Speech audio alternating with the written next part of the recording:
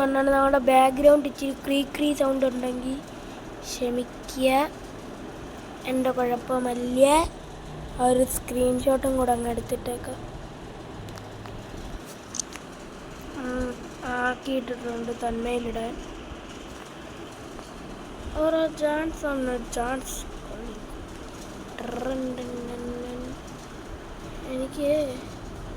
ഞാൻ ഈ പാഡ്കോർ അല്ലായിരുന്നു, വേറെ ഡൗൺലോഡർ ആയിരുന്നു. ഇതിൻ്റെ ഫോൾഡറിൽ കാണുന്നില്ല.